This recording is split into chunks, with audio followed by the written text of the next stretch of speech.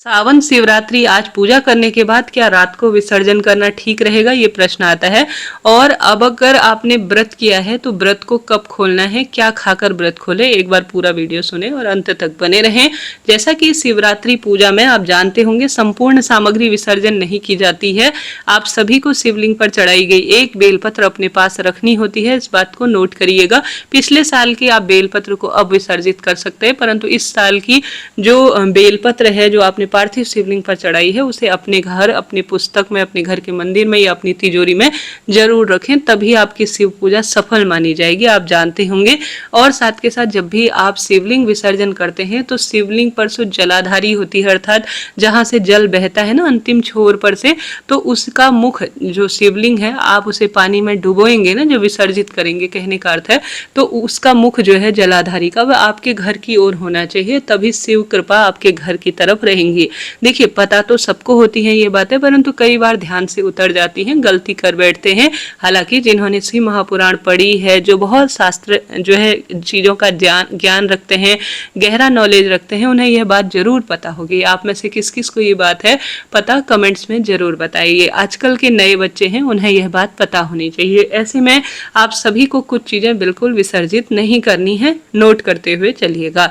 आप सभी जानते होंगे जितना आवश्यक है पूजा करना उतना ही आवश्यक है विसर्जन करना, तभी श्रेष्ठ फलों की अनुभूति होती है।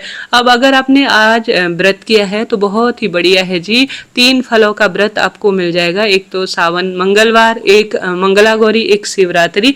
अगर व्रत किया है तो व्रत में आप जल पी सकते हैं, फलाहार खा सकते हैं, साबूदाने की खिचड़ी, खीर वगैरह सब खा सकते हैं जो फलाहार चीजें होती हैं। अब व्रत कब खोलना है, संभव हो, जैसे शास्त्रों में तो लिखा गया है शिवरात्रि, यहाँ पर रात्रि लिखा गया है, तो रात भर व्रत करने का विधान है, फलाहार व्रत। अगर ऐसी स्थिति है कि आप फलाहार व्रत अब यहीं पर पूजा के बाद समापन करना चाहते हैं तो आप अन्न ग्रहण कर सकते हैं, परंतु अन्न ग्रहण में भी मीठा भोजन किया जाता है, अर्थात नमक सेवन नहीं करना होता है।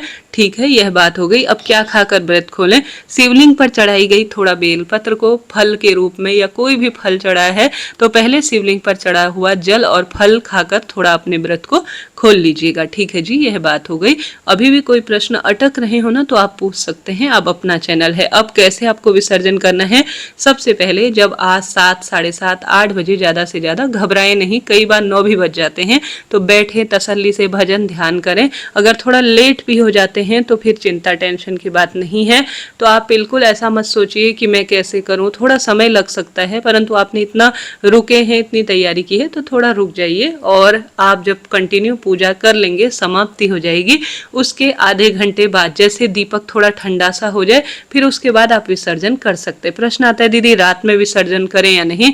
देखिए जैसे हरतालिका तीज या बड़ी पूजा जो रात के 4 पहर की चलती है, उसमें मिट्टी का शिवलिंग रखा जाता है रात को, परंतु ये जो ये सावन शिवरात्रि होती है ये थोड़ी देर की प्रदोष काल की पूजा होती है, तो उसके बाद आप प्रदोष काल बीत जाने के बाद 9:30 10 बजे आप निश्चित रूप से विसर्जन कर सकते हैं। अब कहाँ विसर्जन करना होता है, संभव हो आप पवित्र नदी में विसर्जन करें, परंतु दुर्घटना, मौसम खराब है, भय बना रहता है, ऐसा न कर पाए तो आप एक पानी का टब लीजिए, जैसे मैंने लिया है। पानी के टब में थोड़ा सा आप फूल या गंगा जल डाल दीजिए ताकि पवित्र नदी का यहाँ पर बहाव हो जाए। फिर उसके बाद जो जलाधारी है वह आपके मुख घर की तरफ होनी चाहिए। धीरे धीरे धीरे धीरे आप शिवलिंग को उसमें ही डुबा दीजिए। घर की वस्तु है, घर पर ही महादेव रहेंगे, घर पर ही एनर्जी उनकी रहेगी, तो बहुत अच्छा होगा कि घर पर ही इसका विसर्जन करें।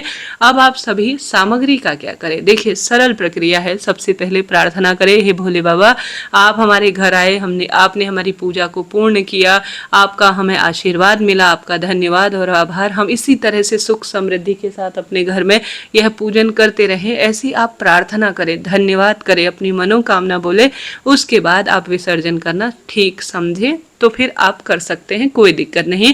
कल ग्रहण है तो कैसे विसर्जन, देखिए कल ग्रहण नहीं है, रात को 9 बजे से है यह ग्रहण, और रात को ही यह 4 बजे के आसपास समापन होगा, तो ग्रहण का असर रात को रहेगा अमावस के दिन, तो फिर भारत में बिल्कुल दिखाई नहीं देगा, तो फिर चिंता टेंशन कोई नहीं करनी।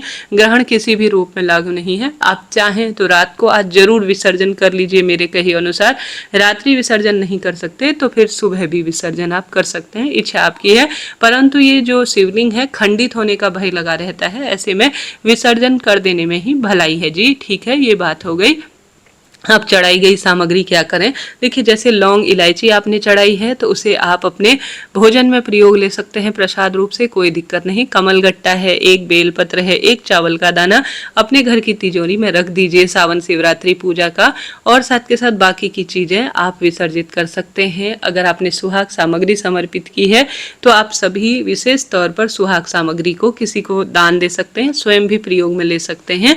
और बाकी की जो फूल पत्ती अन्य चीजें जो सामग्री जो भी आपने चढ़ाई है उसे अपने घर के गमले में शिवलिंग के साथ ही छोड़ दीजिए, फिर कोई पौधा लगा दीजिए इसमें और आपका व्रत सफल हो जाएगा जी। सावन महीना का जो यह शिवरात्रि विसर्जन का नियम है ना, घर पर ही करें, कहीं नहीं जाएं। दुर्घटना का भय लगा रहता है, बाहरी मौसम भी जगह जगह बारिश हो रही है, तो ऐसी स्थिति में इस तरह से आप अपना व्रत खोलें और विशेष तौर पर कुछ सावधानी रखें। छल कपट तामसिक चीजों का बिल्कुल सेवन न करें आज, इस बात का ध्यान रखें। और शिवलिंग पर चढ़ा हुआ प्रसाद ही आपको ग्रहण करना है।